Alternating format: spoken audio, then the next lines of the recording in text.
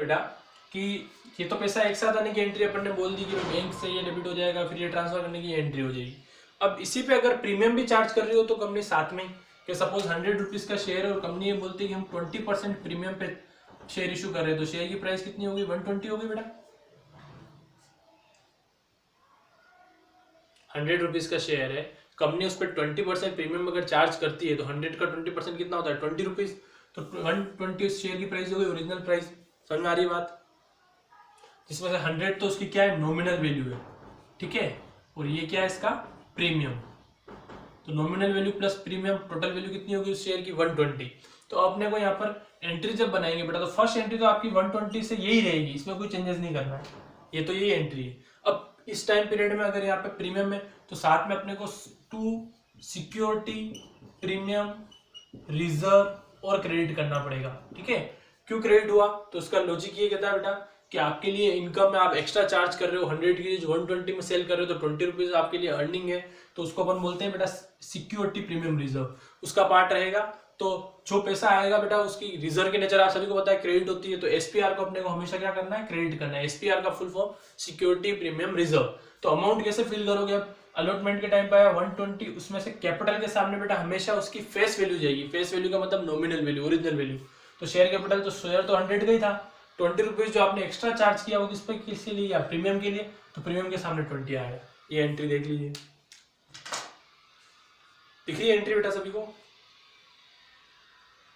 Entry क्या हुई? First पैसा आने की हाँ बेटा, हाँ लिखा ना अपन ने, देखो लिखा हुआ है, ठीक है।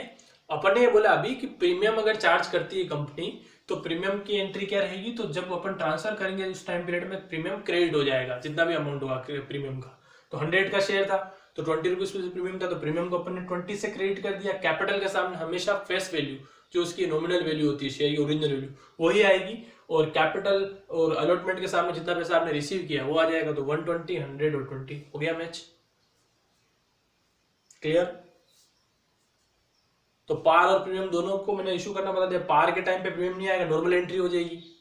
प्रीमियम जब आएगा तो प्रीमियम क्रेडिट हो जाएगा, सिंपल सा लॉजिक, ठीक है।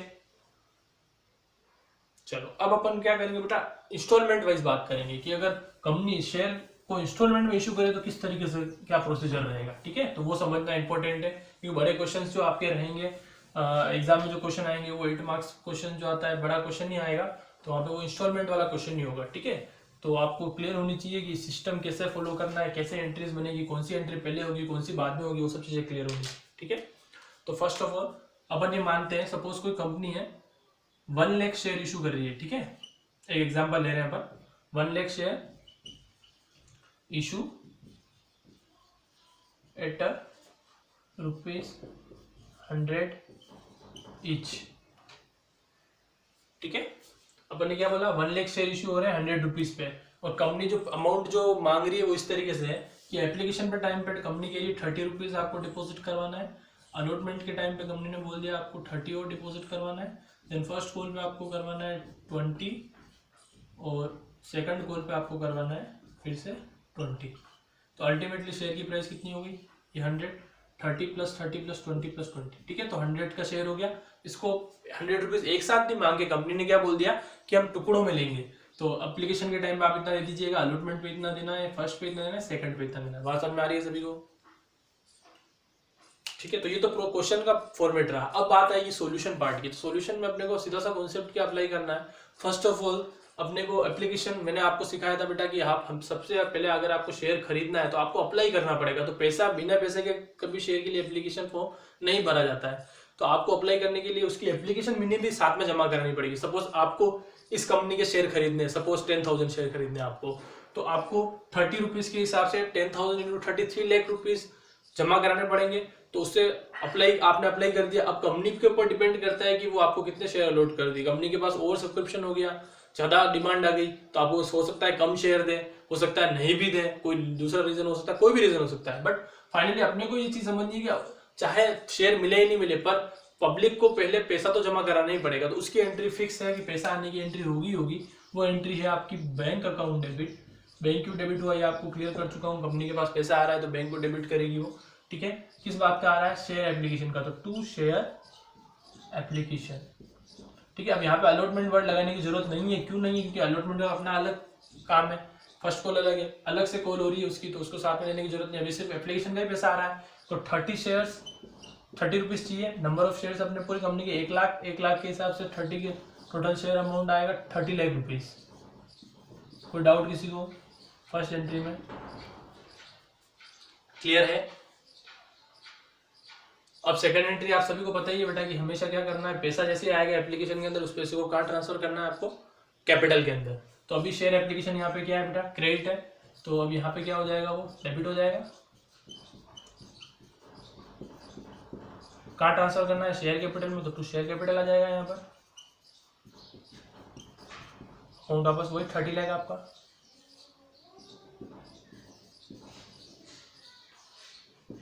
ठीक है,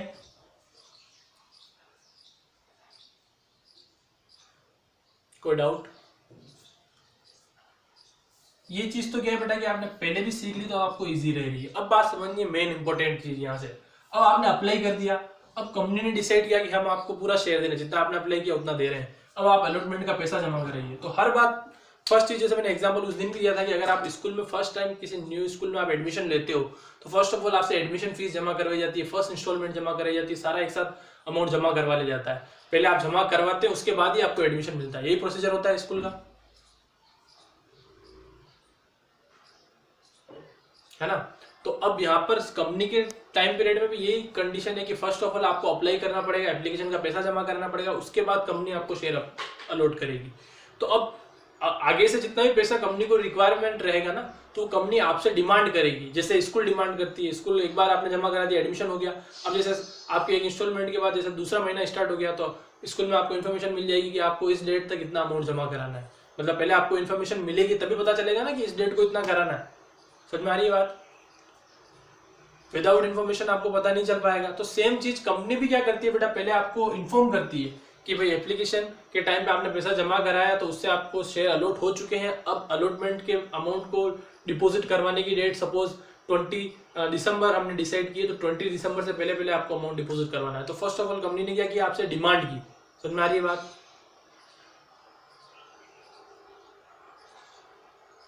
एप्लीकेशन के टाइम पे वो आपसे डिमांड नहीं करेगी, आपने अपनी इच्छा से शेयर के फॉर्म भरे, पैसा जमा कराया और कंपनी ने शेयर दिया, पर अब उसके बाद अब जब जब पैसे की रिक्वायरमेंट कंपनी को होगी तब तब वो आपको इन्फॉर्म करेगी और आपको उसके बाद जमा कराना है। तो हमेशा अब यहाँ पे पहले यहाँ पे अपन ने ये देखा बेटा, एप्लीकेशन के टाइम पे बैंक वाली एंट्री पहले होती है, फिर ट्रांसफर की होती है, पर अब से इसके बाद से सारी एंट्रीज बैंक वाली बाद में होगी और पहले ड्यू करने की होगी, क्योंकि अब अपन ने क्या डिसाइड किया, अभी पहले इन्फॉर्म किया जाएगा, तो इन्फॉर्मेशन देने की और ड्यू करने की एंट्री अपने को पहले करनी है, उसके बाद अपन उसको बैंक वाली एंट्री लेंगे, क्योंकि ड्यू करेंगे उसके बाद ही तो पैसा आएगा।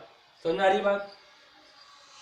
चलो, तो अब सेकंड एंट्री, ये दो एंट्री तो कोई नोट करनी है क्या आपको? नोट कर लो, चलो 2 मिनट का टाइम है, फटाफट से।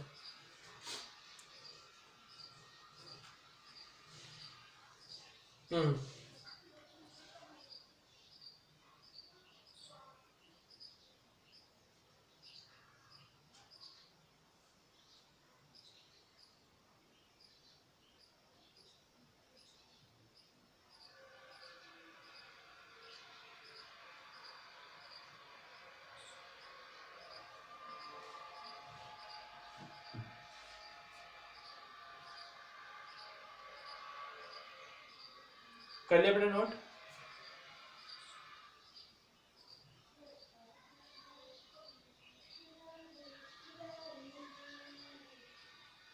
चलो हटा देते हैं।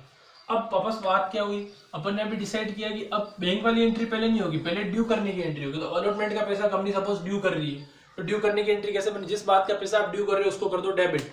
तो एंट्री में देखो बेटा, शेयर अलॉटमेंट का पैसा आपको चाहिए, तो आप एंट्री लिखेंगे share allotment account debit to share capital, क्योंकि अपन पैसा ट्रांसफर करते हैं किसमें करते हैं, कैपिटल में। तो अलॉटमेंट का पैसा आप ड्यू कर रहे हो तो किस में जाएगा, कैपिटल में जाएगा। तो फर्स्ट आप जो ड्यू करने की एंट्री हो क्या करोगे, share allotment account debit to share capital. Amount आपको चाहिए 30 रुपीज, 30 रुपीज चाहिए, और नंबर ऑफ शेयर पूरी कंपनी के 1 लाख है, तो 1 लाख के हिसाब से आपको टोटल जो अमाउंट की रिक्वायरमेंट रहेगी वो रहेगी बेटा 30 लाख की। तो 30 लाख से आप एंट्री कर लेंगे। ठीक है, एंट्री में डाउट किसी को?